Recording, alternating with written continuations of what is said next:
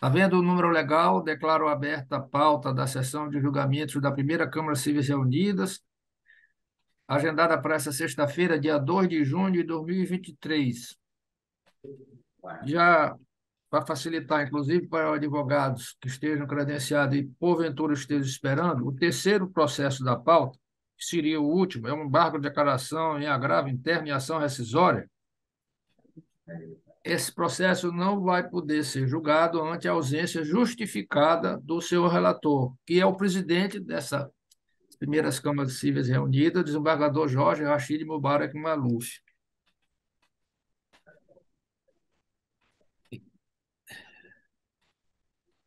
Tudo bem, estou vendo quase todos aqui. Então, eu vou apregoar. Eu peço um pouco só de paciência, porque, embora sejam casos semelhantes, mas não são iguais, até porque um é uma parte, no outro é outra parte. Então, eu vou ter que seguir à risca a leitura do meu relatório, do meu voto em ambos os agravos internos. Então, eu vou anunciar pela ordem o primeiro agravo pautado. Pois não? Alguém falou? Não. Não. Não falou, mas eu vou falar agora, desembargador. Eu queria que Aproveite. o senhor colocasse que eu estou participando da sessão somente para efeito de composição de quórum, porque eu estou impedido de participar, porque o senhor tem a relatoria, porque eu herdei o seu acervo, mas esse senhor já estava vinculado. É verdade. Então, é só que ficasse assentado para evitar um futuro pedido de nulidade, que eu estou Vossa Excelência não compondo vai quórum, votar mas não vou votar. em ambos os processos, o primeiro e o segundo, Perfeito, dos que eu sou relator. perfeito, Já está perfeito. registrado na ata gravada. Posteriormente, a senhora secretária, quando reproduzir a ata, vai fazer isso. Agora, eu me esqueci porque eu não estou com prática de presidir. Antes de iniciar, de apregoar, eu pergunto se aprovam a ata da sessão anterior, se tem alguma retificação. Aprovado. Não havendo nenhuma retificação, declaro aprovada a ata da sessão anterior. Então, vamos lá. Primeiro processo é um agravo interno dos embargos de declaração, nos embargos de declaração do mandato de segurança número 801.944, dígito 58, ano 2017, de São Luís. Agravado é Cássio Ronaldo Brito Silva, advogado em causa própria, OAB número 6.838. Agravante é Roberto Henrique Calu Ataíde Barbosa. Seu advogado é Alessandro Rabani Aragão Feijó, OAB 6.074. O litisconsorte é o Estado do Maranhão e o procurador é Matheus Silva Lima. Eu sou o relator. Eu vejo também, pela imagem, que o doutor Rabani, que é patrono do agravante, está na sessão. Eu vou ler o relatório e, em seguida, como foi decidido desde a sessão anterior, em que eu comecei a participar desse julgamento e proferi e cheguei a iniciar, e como houve umas colocações de alguns pares, eu mesmo tomei a iniciativa, recomendada pelos colegas, para reexaminar alguns detalhes que eu fiz com mais profundidade, e foi muito bom ter feito isso. Eu permiti, com a colaboração, com a aquiescência de todos, que houvesse sustentação oral em respeito aos advogados. Então, eu acho que essa permissão continuará, porque eu estou vendo que tem os dois presentes, tanto o autor em causa própria como o agravado pelo doutor Rabani. A secretária confirma que ambos pediram para falar, não é isso? Para sustentação oral. Sim, ambos Certo. pediram. Então, vamos lá. Trata-se de agravo de instrumento interposto por Cássio Ronaldo Brito Silva em face da decisão proferida por esta relatoria, o ID, aí eu cito o número do ID, que por ausência do pressuposto de admissibilidade da legitimidade recursal, não conheceu dos embargos de declaração opostos pelo ora agravante em face ao acordo, o acordo é desta colenda, primeiras câmaras civis reunidas, cito o ID,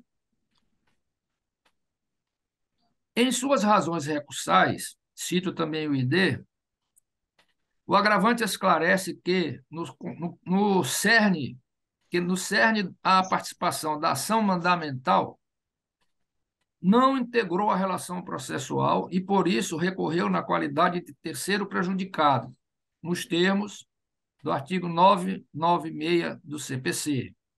Nesta ordem, defende, aspas, já que no caso vertente, o agravante teve a oportunidade de utilizar o recurso cabível e diante da interferência do julgado em sua esfera de direitos, resta perfeitamente configurada a condição de terceiro prejudicado, o que o legitima a questionar o provimento jurisdicional concessivo da segurança, que culminou com a inclusão do agravado na lista final dos cotistas.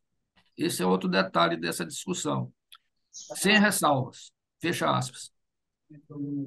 Esse detalhe da discussão não consta, por óbvio, na afirmação do advogado. Evidencia que tem direito líquido certo e permanecer exatamente na sua colocação, obtida em razão de seu desempenho e por ter vencido todas as etapas do concurso. Aduz que o agravado foi eliminado do certame e ele retornou somente por força da decisão judicial, sem a garantia da estabilidade da coisa julgada e, por isso, merece figurar na lista própria, sendo-lhe garantida a reserva de vaga, até que o édito judicial transite em julgado. Sustenta que, ao determinar o retorno do advogado à lista regular de aprovado do certame no sistema de cotas raciais, sem ressalva, e vindo ele a ser nomeado, mesmo estando sob júdice, em prejuízo do agravante, resta evidenciada a ofensa ao direito subjetivo deste e, consequentemente, satisfeito o requisito legal do artigo 996, parágrafo único do Código de Processo Civil. Reitera que é titular do direito líquido e certo de figurar na lista de aprovados cotistas por ter vencido todas as etapas do certame, enquanto que o agravado, impetrante, cabe tão somente o direito à reserva de vaga em lista própria dos candidatos subjúdice, tendo em vista que a sua permanência se ampara em ordem judicial, cujo acordo ainda não transitou em julgado. Ao final, pugna pela reconsideração da decisão agravada.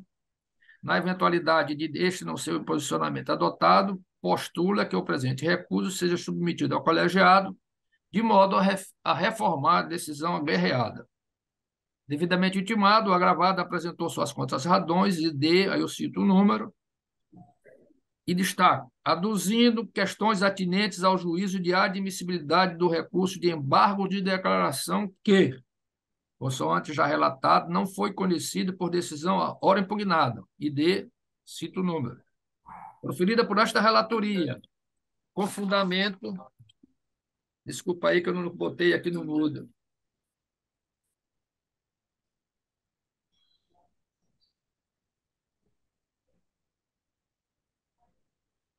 estou na sessão, não posso atender agora. Peço desculpa novamente e prossigo.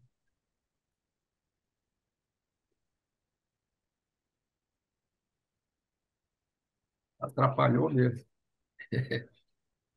Vou repetir o parágrafo. Devidamente intimado, o agravado apresentou suas contas razões e cito o número, aduzindo questões atinentes ao juízo de admissibilidade do recurso de embargo de declaração que, consoante já relatado, não foi conhecido pela decisão ora impugnada, proferida por esta relatoria com fundamento da ilegitimidade recursal do embargante ora recorrente, ou seja, ausência de requisito intrínseco alusivo à existência do direito de recorrer. Nessa ordem, antes de refutar a tese objeto da decisão ora impugnada concernente à própria existência ou não do poder de recorrer como terceiro prejudicado, passou a discorrer sobre a ausência de diversos requisitos extrínsecos de admissibilidade dos embargos de declaração, entre parênteses, relativos ao modo de exercício do direito de recorrer,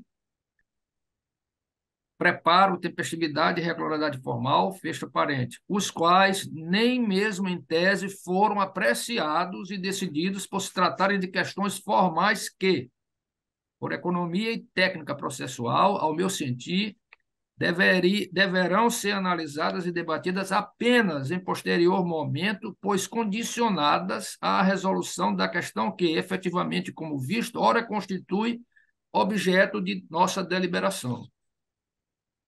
Assim, aduz que o prazo para oposição de embargo de declaração, bem como qualquer outro recurso por terceiro, já encerrou há bastante tempo, mais de 4 meses, revelando-se, portanto, totalmente intempestiva a sua interposição.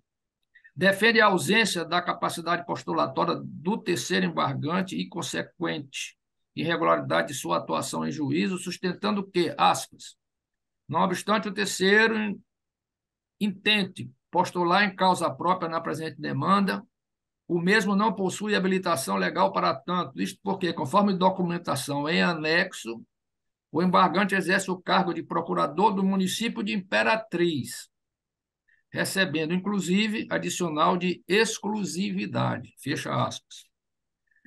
Acrescenta que o agravante opôs embargo de declaração, dizendo terceiro prejudicado pelo acordo proferido nos presentes autos, buscando atuar no sentido de proteger o ato impugnado como assistente do ente impetrado, que é o Estado do Maranhão. Tipo de intervenção processual que não cabe via do mandado de segurança, sendo, por isso, totalmente incabíveis os embargos de declaração. Em tópico específico, destaca a ausência do interesse jurídico do terceiro, evidenciando, neste ponto, que, aspas, a decisão proferida no presente mandado de segurança demandado,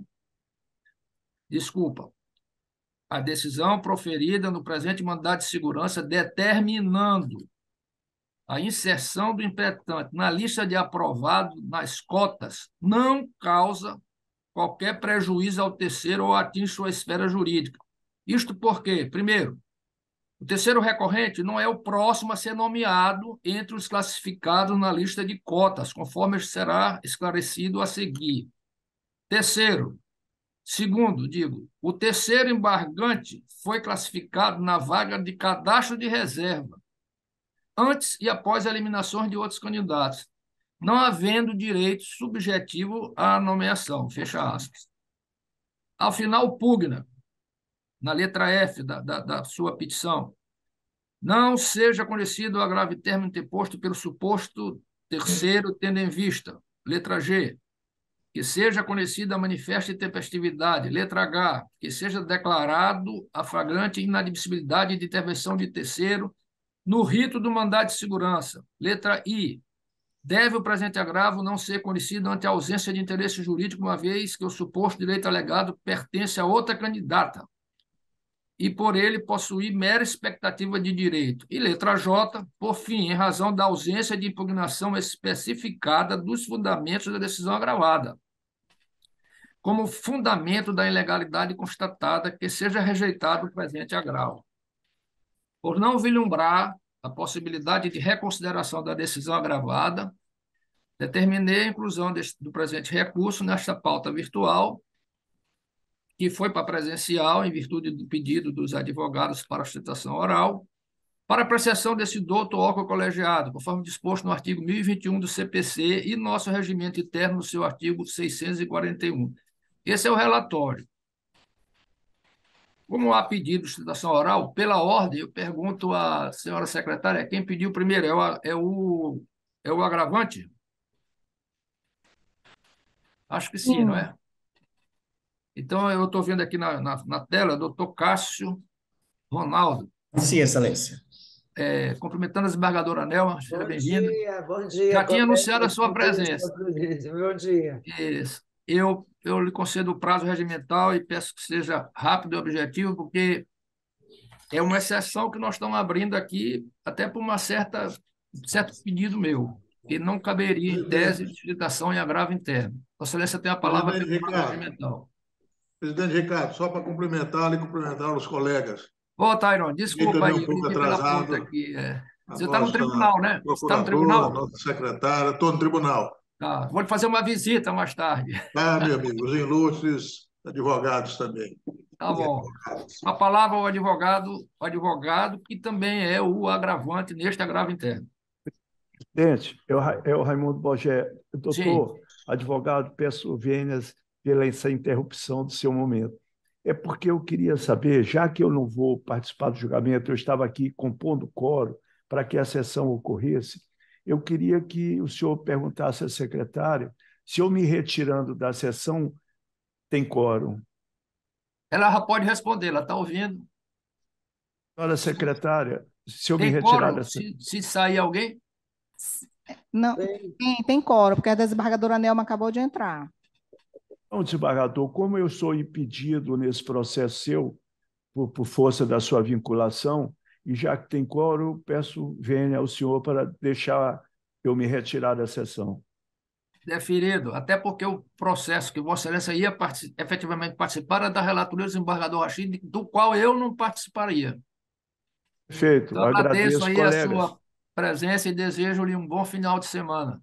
Colegas, um abraço. A senhora procuradora, um abraço.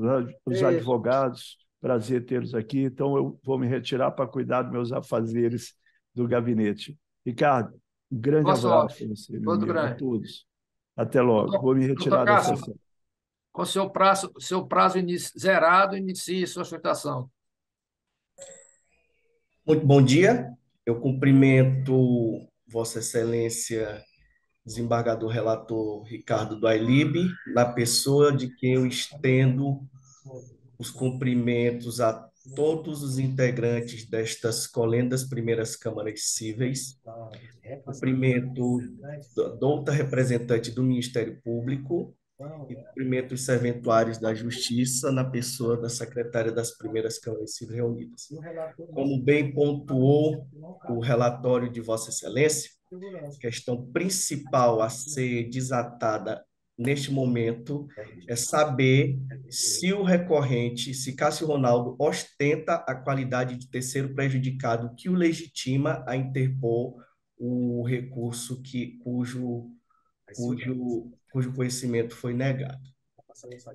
Pois bem, é inegável que a decisão vergastada avançou sobre a sua esfera de direito a partir do momento em que, atualmente, Cássio Ronaldo, recorrente, não é procurador do Estado por força da decisão que determinou o retorno do agravado ao certame. Isso, por si só, já revela a interferência na sua esfera jurídica de direitos que o legitima, por força do CPC, a recorrer na condição de terceiro prejudicado. Pois bem, aí Vossa Excelência poderia virar para mim e dizer, doutor, mas o senhor está no cadastro de reserva, o senhor não tem direito subjetivo, o senhor tem mera expectativa de direito. Respeitosamente, eu ousaria discordar de Vossa Excelência pelo seguinte motivo.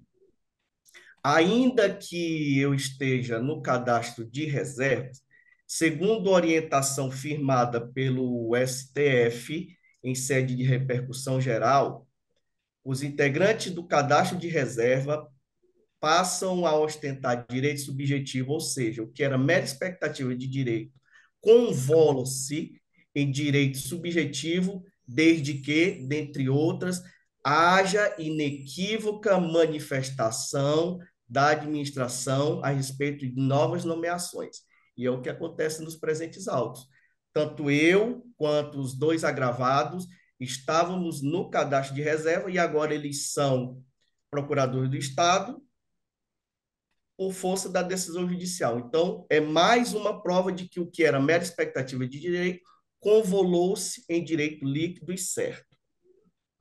É necessário dizer também, doutor Kleber Costa Carvalho, situação hipotética, Vossas Excelências, devidamente aprovadas nos seus respectivos concursos, se veem fora da nomeação, surpreendentemente, quando vão buscar informações, descobrem que, apesar de serem os próximos a serem nomeados, um candidato que antes estava eliminado tomou-lhes a frente e conseguiu ser nomeado em seu lugar. Diante disso, não há dúvidas de que seria injusto não permitir que Vossas Excelências, pelo menos, exercessem o sagrado direito de recorrer a respeito dessa decisão. Só mais um detalhe importante desdizendo o que foi dito especificamente nas contrarrazões do agravado, eu era, sim, o próximo a ser chamado, porque foram 2 chamados nessa condição. O Roberto Henrique Caluataíde Barbosa, no processo 080-1944 de 58/2017, e Antônio Carlos da Rocha Júnior, 080-2184-47/2017. Ou seja, por mais que tivesse uma candidata na minha frente, eu, com base no que acabei de expor, teria direito líquido e certo a ser nomeado, porque as decisões judiciais determinaram o retorno dos 2 agravados ao certame.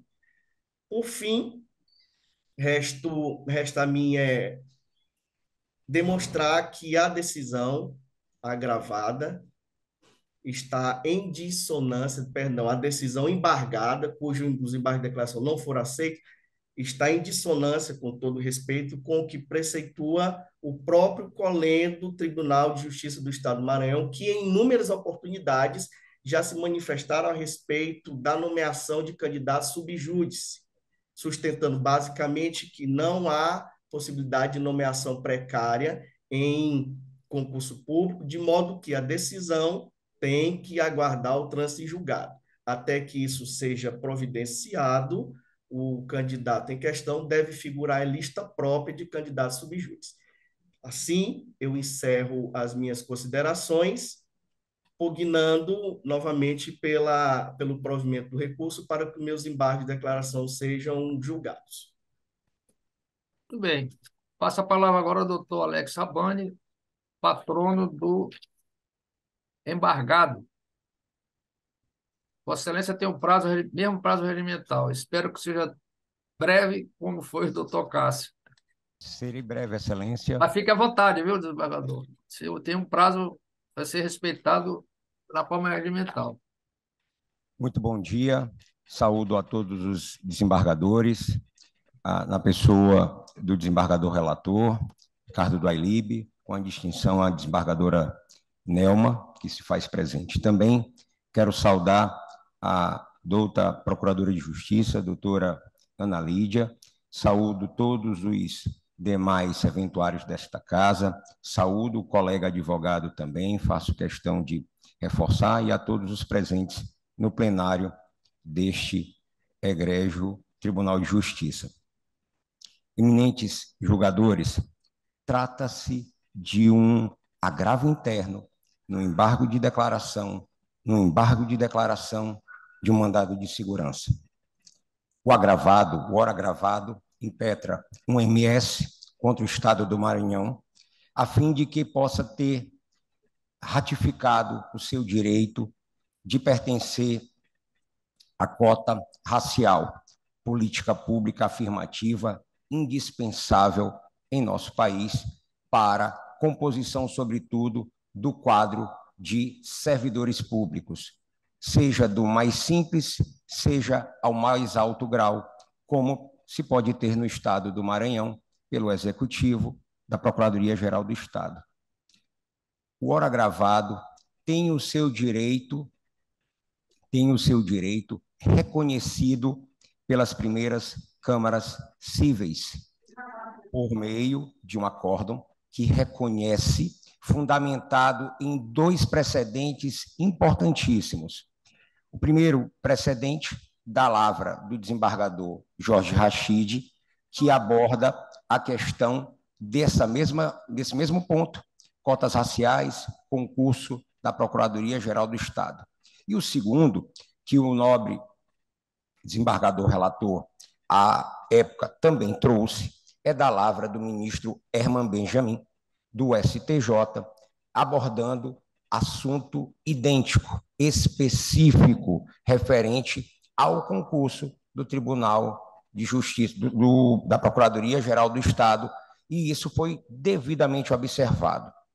O agravo, a decisão concessória da segurança, ela é publicada e a autoridade coatora, ela devidamente embarga de declaração, que é o Estado. 4 meses depois, Excelências, de forma intempestiva, ao nosso sentir, o ora agravante opõe embargos de declaração.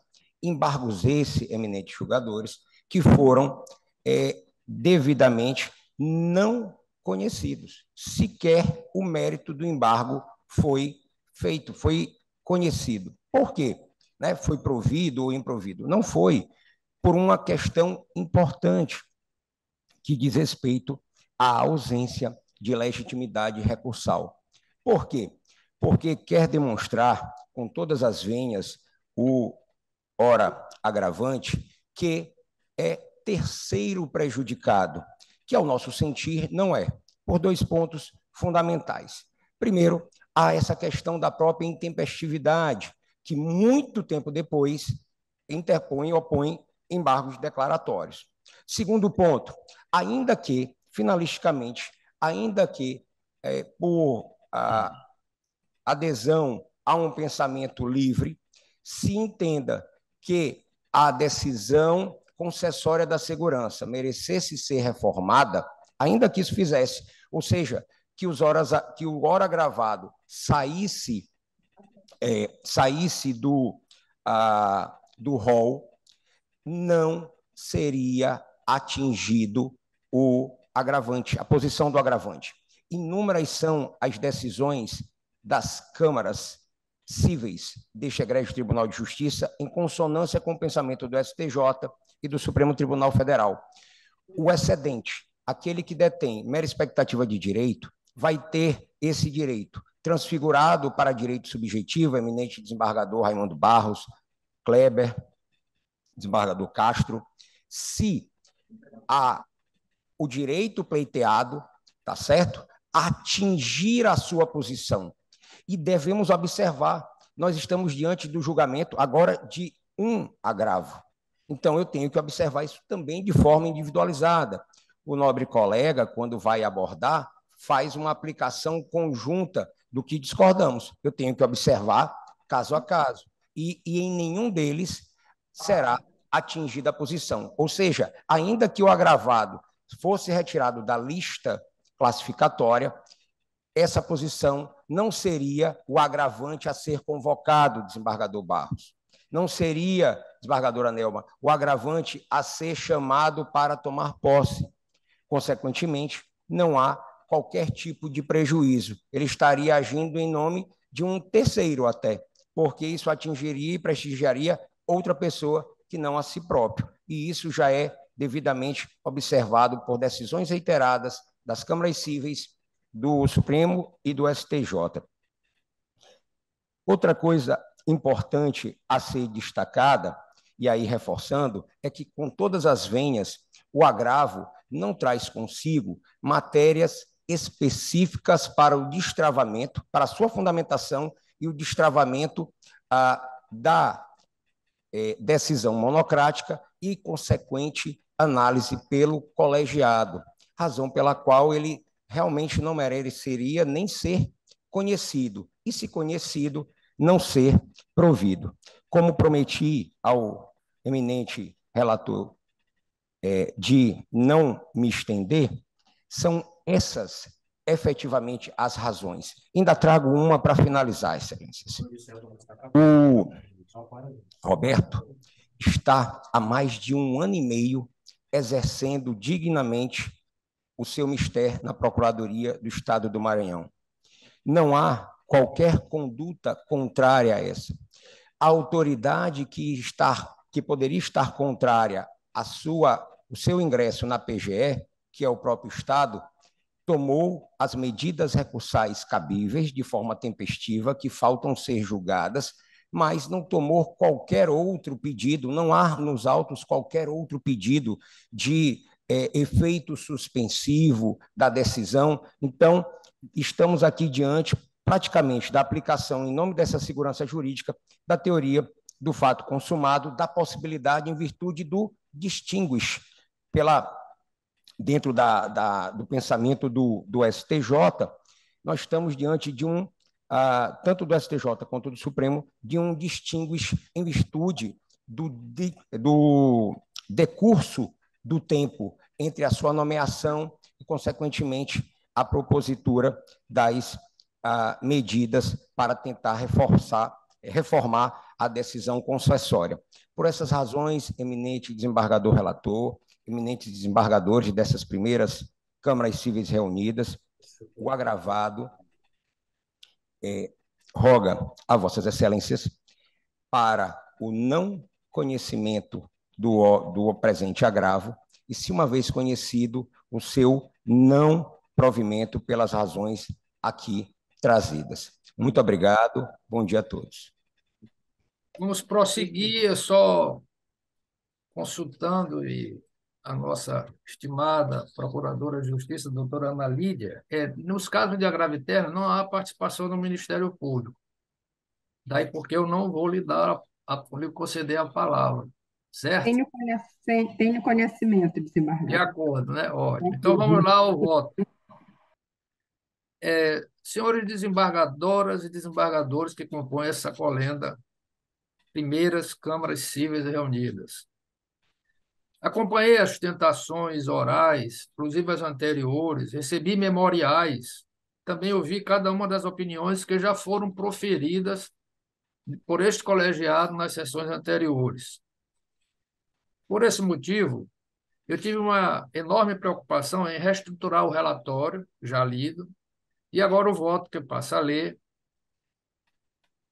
que eu cheguei a apresentar na última sessão de que iniciamos esse julgamento.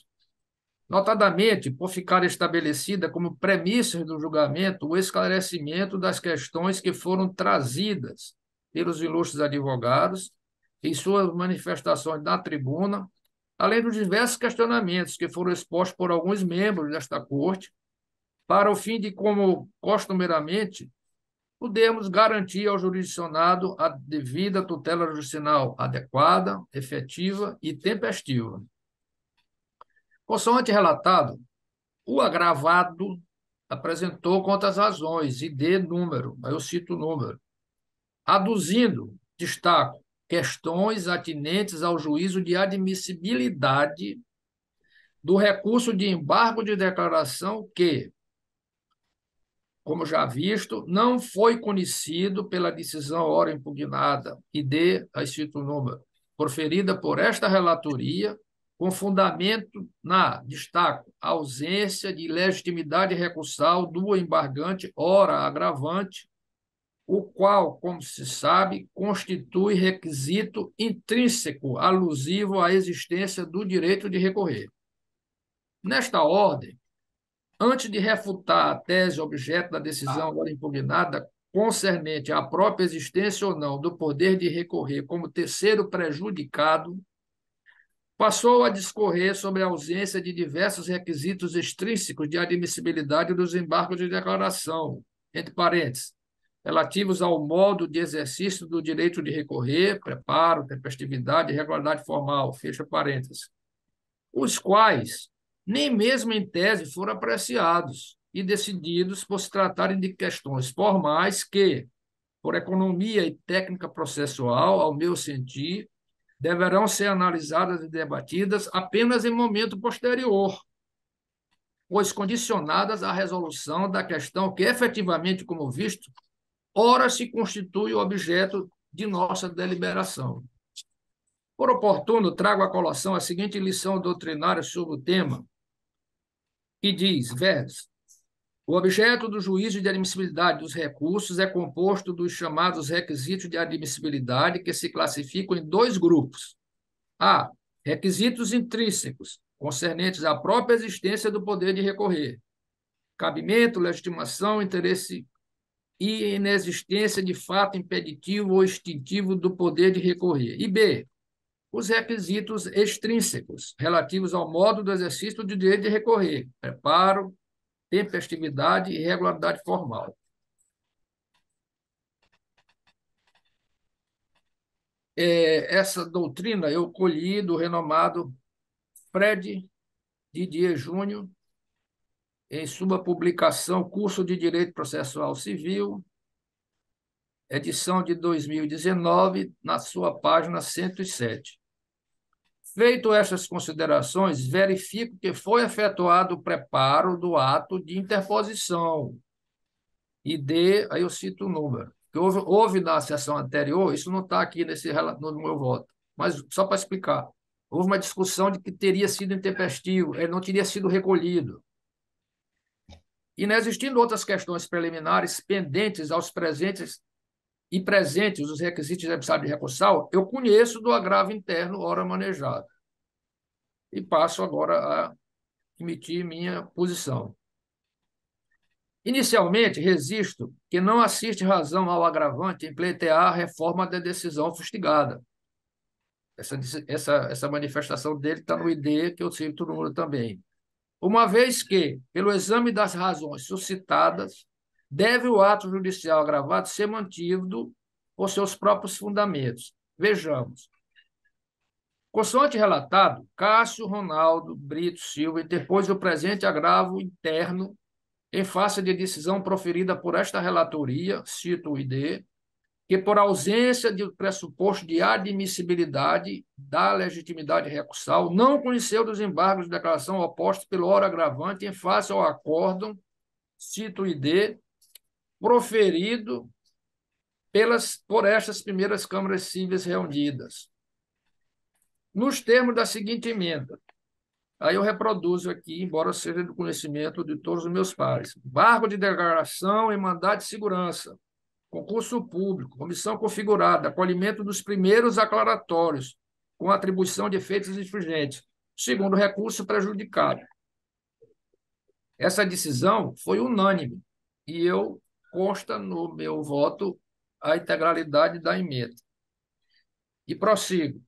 Com efeito, no caso, o órgão colegiado constituído por essas primeiras câmaras cíveis reunidas, o acordo citado, seguindo a orientação jurisprudencial firmada pelo Superior Tribunal de Justiça quanto à matéria, conheceu e acolheu com efeitos infringentes os embargos de declaração interpostos pelo então primeiro embargante impetrante. Detalhe importante, para conceder a ordem vindicada determinando a reinserção do seu nome na lista de candidatos que concorreram à vaga destinada ao provimento da cota racial, respeitada a sua classificação em função das notas que obteve no certame. Isso aqui não consta, mas eu vou citar, porque é importante. Em momento algum, este órgão colegiado, por voto desse relator, aprovado por unanimidade, determinou a contratação do então embargante impetrante. Isso foi uma decisão exclusiva do Poder Executivo, como dito da tribuna, já há mais de ano. Não houve determinação, repito, é importante isso, para que ele fosse contratado. E sim, ele fosse reinserido na cota racial e fosse respeitada a sua classificação, por óbvio, de acordo com as notas que ele obtivesse no certame. Prossigo. Em tal julgamento, reconheceu-se a ilegalidade do ato de eliminação do agravado impetrante no concurso público de provas e títulos para ingresso na carreira de procurador do Estado do Maranhão, com fundamento na ausência de previsão editalícia de critérios objetivos para avaliação da veracidade da autodeclaração da sua condição racial por parte da banca especializada que, na hipótese, teria utilizado critérios subjetivos na entrevista realizada com os candidatos que se autodeclararam negros pardos, bem como diante da resposta padronizada ao recurso administrativo sem qualquer fundamentação concreta da exclusão da cota racial e por via de consequência do certame. Não está aqui no voto, mas eu lembro, e Vossa Excelência, meus pares vão se lembrar, essa decisão tem sido já há muito tempo padronizada, respeitada por os órgãos colegiados desse tribunal, principalmente quando o recurso tem uma resposta padronizada. Prossigo. Por sua vez, o ora agravante, em suas razões recursais dos embargos de declaração, e cito o número do ID, informou que foi aprovado no concurso público para o cargo de procurador do Estado do Maranhão, o mesmo edital número 1, 206. Ele prova com o ID, que eu cito o número, na vaga oferecida ao sistema de cotas raciais. Ainda esclareceu que não ignora o entendimento consagrado no âmbito do Supremo Tribunal Federal e do STJ acerca do descabimento da intervenção de terceiros em sede de mandado de segurança, de modo que essa afirmação serve apenas para ilustrar a presença de seu interesse jurídico, que, no seu entender, seria de onde emerge a sua legitimidade recursal.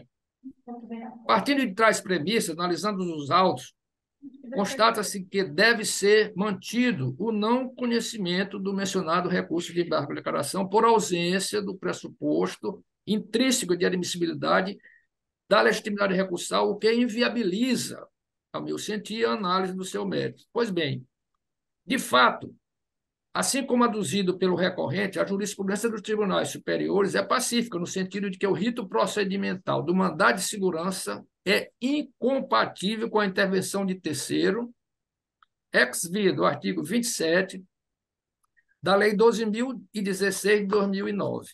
No particular, destacou-se que a decisão agravada é que o embargante não possui legitimidade de recorrer, pois não figura no mandado de segurança como parte, impetrante ou de desconsorte passivo necessário, assim como manifestamente não é titular do mencionado direito líquido certo invocado pelo impetrante Roberto Henrique Calu Ataíde Barbosa, ora agravado. Além disso, não restou evidenciada que a ordem mandamental, nos termos em que foi concedida, teria atingido o direito subjetivo do recorrente. Eis que, agora consta do voto, mas eu já me antecipei e disse, repise-se, apenas determinou a inserção do nome do impetrante na lista dos candidatos que concorreram às vagas destinadas ao provimento por cota racial, respeitada sua classificação em função das notas que obteve no certame.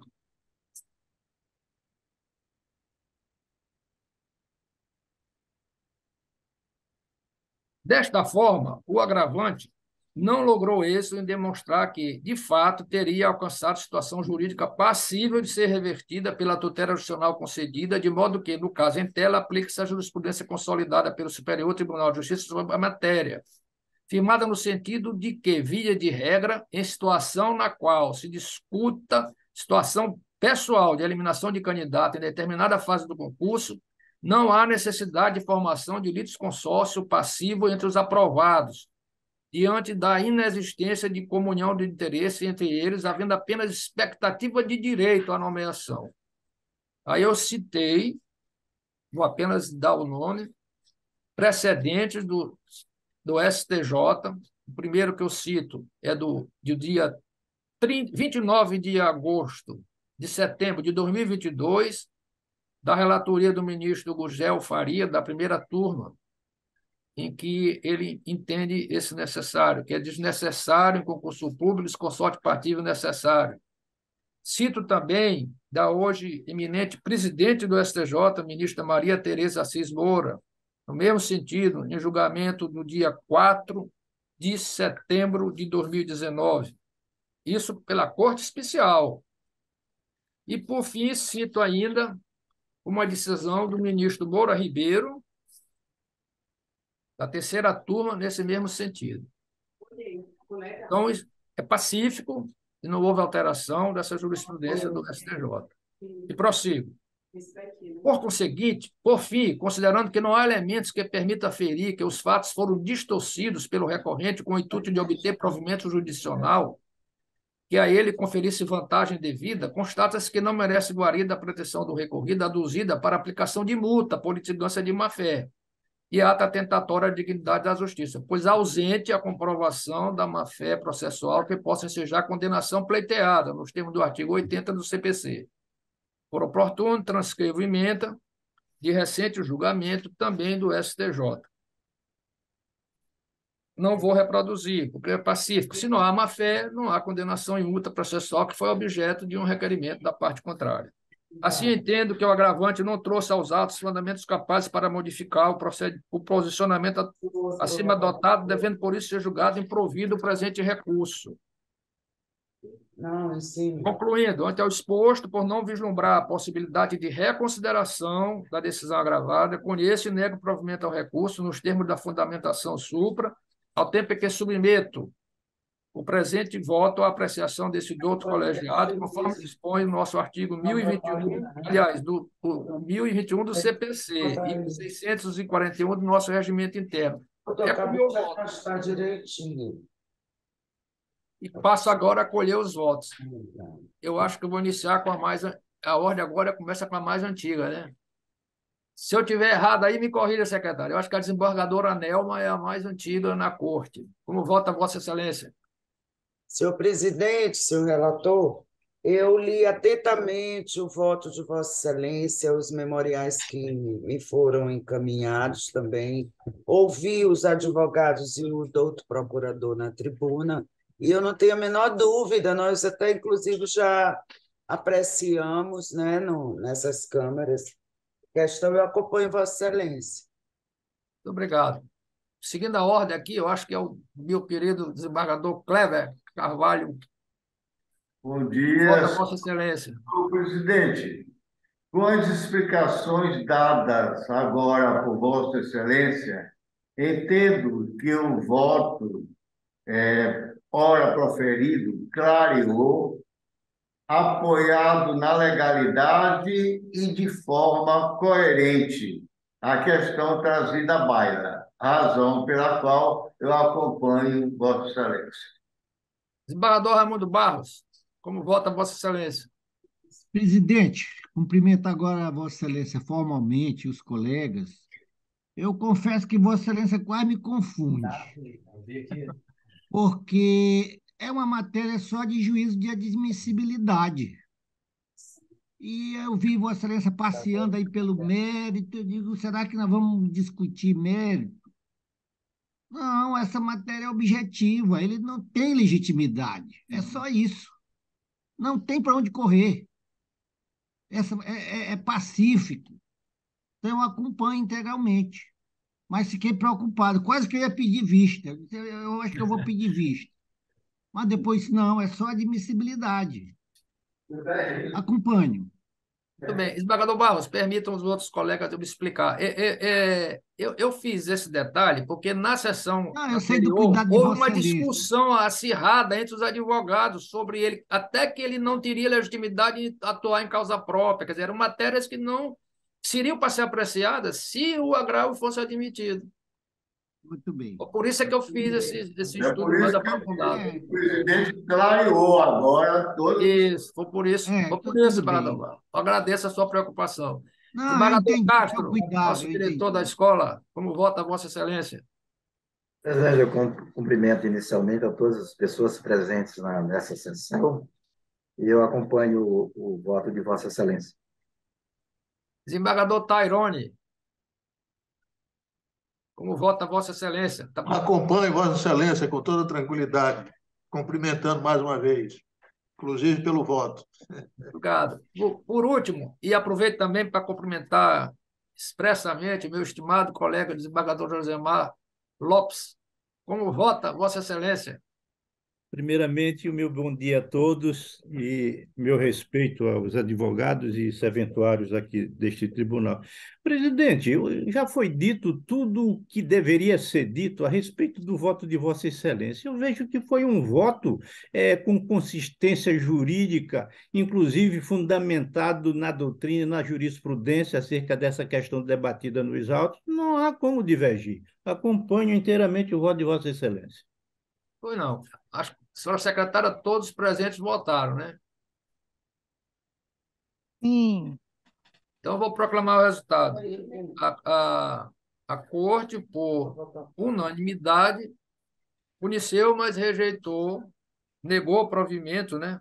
É o termo correto, ao agravo interno em questão. Agradeço aí a presença dos advogados. Eu acho que o doutor Cássio continua, porque o segundo também é de Vossa Excelência. Obrigadão, Abane.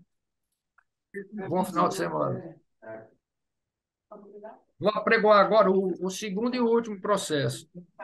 É um agravo interno em embargo de declaração do mandato de segurança 802.184, dígito 47, 2017, de São Luís. Agravante é Cássio Ronaldo Brito Silva, Fala, Jonas. Verificado em causa própria, OAB número 6.838. Aliás, desculpa, doutor Rabone, Vossa Excelência também continua aqui, eu me enganei. O agravado é Antônio Carlos da Rocha Júnior, o advogado, como dito e corrigindo, é doutor Alessandro Abane Araújo Feijó, AB 6.074. O Estado do Maranhão também é desconsorte, o procurador é Jorge Diego Silva Mendonça. Eu sou o relator. Estimados pares, eu vou procurar ser mais objetivo. Eles são parecidos, são os dois candidatos que foram objeto desse inicial mandato de segurança. E o doutor Cássio questiona também nesse caso. Eu vou destacar aqui o que seria de diferente aqui, no meu entendimento.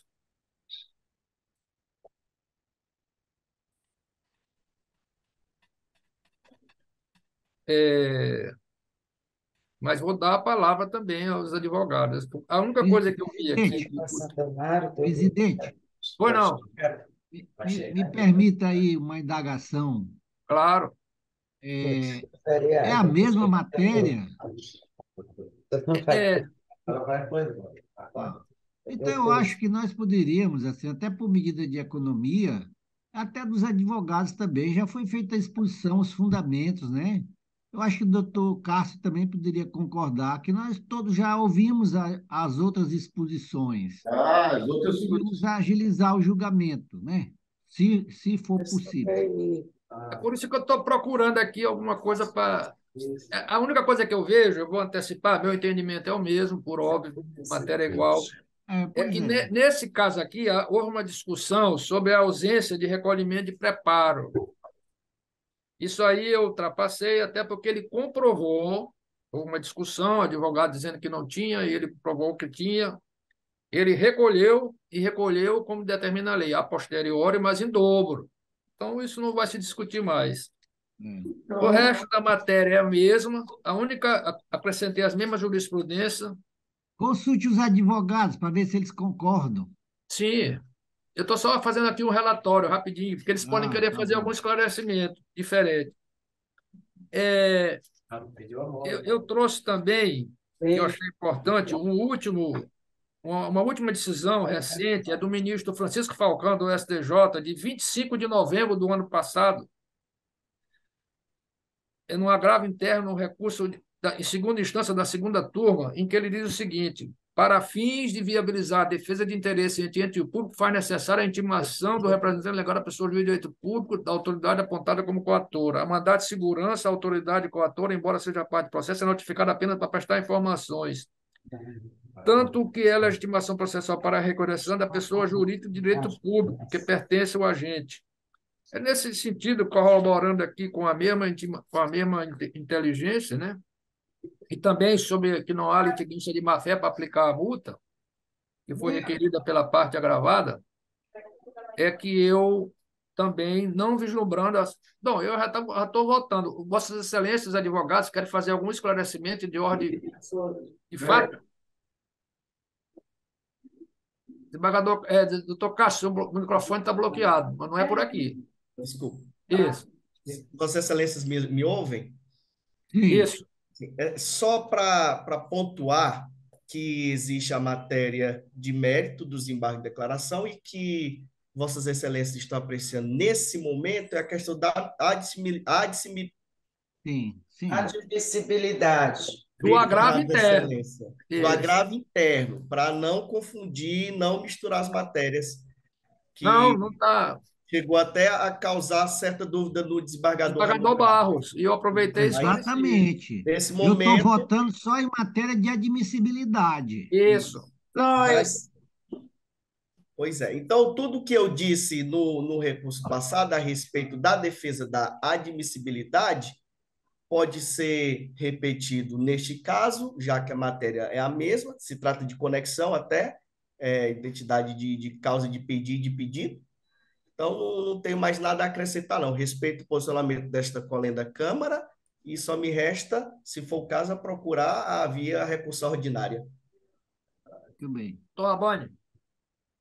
no intuito de colaborar com os trabalhos das primeiras câmaras cíveis, reitero as razões trazidas no primeiro julgamento, a fim de que avancemos na sessão. Muito bem. Para facilitar, eu sou meio rápido, vamos dizer assim, né? Fiz isso na sessão do órgão especial anterior e até fui elogiado, mas eu sempre fiz isso aqui. Há divergência? Não. Não. Não, Alguém quer se manifestar? Não. estou de acordo, plenamente. Então, agradeço. Antes de encerrar a sessão, eu queria proclamar o resultado. A Corte, por unanimidade, conheceu, mas negou provimento ao agravo interno nos termos do voto do relator. Certo. Pergunto se alguém quer dizer alguma coisa aí para o colega. Um abraço para todos. Só desejar um ótimo abraço, final de bom fim de semana para semana. todos. Boa sexta-feira. Tchau.